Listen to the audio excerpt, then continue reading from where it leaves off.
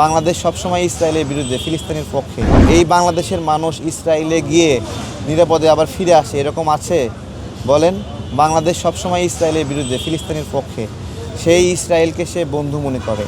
তো ও এসে এখানে আসে, ওর ফেসবুকে বিভিন্ন গান টান করে, বিভিন্ন দেশ ঘুরে ফলোয়ার হয়েছে, সেগুলো নিয়ে বাংলাদেশের রাজনীতিতে প্রভাব রাখার চেষ্টা করতেছে।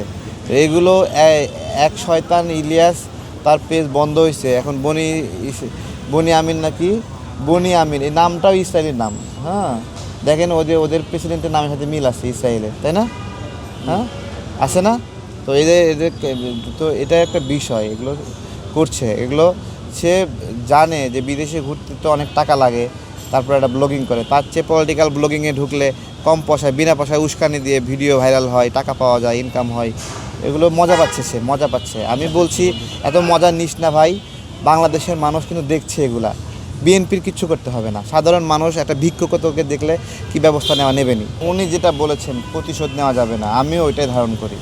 আমরা শুরু থেকেই বলছি ভাই যে কারোর উপর প্রতিশোধ নেওয়া যাবে না, মিথ্যা মামলা দেওয়া যাবে না। অসংখ্য মিথ্যা মামলা দিয়ে অসংখ্য আওয়ামী লীগের নেতাকর্মীদেরকে জর্জরিত করা হয়েছে।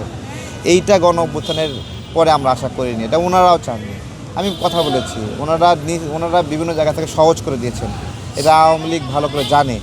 এবং এই আওয়ামী লীগ গণ অভ্যুত্থানের পরে বলছে না 5 লক্ষ মানুষ মারা যাবে, 5টা মানুষ মরেনি। এটা কিসের জন্য মরেনি? এটা ওনার চিন্তা, ওই চিন্তা আমরাও লালন করি। বেগম জিয়া বলছে না প্রতিশোধ নেওয়া যাবে না, আমরা একটা ধারণ করি। শেখ হাসিনা শোক জানিয়েছেন, এটা একটা ইতিবাচক বিষয়। জন্ম, মৃত্যু, বিয়া, এই বিষয়গুলোতে মানুষের রাগ ক্ষোভ এগুলো মিটে যায় এবং মানুষ কাছে আসে, জানাজা নামাজে একসঙ্গে দাঁড়ায়, পাশাপাশি আসে। এই বিষয়টাকে আমি নেগেটিভলি বলতে চাই না কিছু। আমরা জোট ছাড়াই বিএনপির সঙ্গে আছি, ঠিক আছে? আমরা একটু ছোটো দল তো, ওই জন্য হয়তো বা আসন বিভিন্ন বিষয়। রাজনীতি তো শুধু ফেব্রুয়ারি পর্যন্ত করব না ভাই, এরপরে রাজনীতি করব না। তো তাহলে কি আমরা কি গায়েব হয়ে যাব নাকি?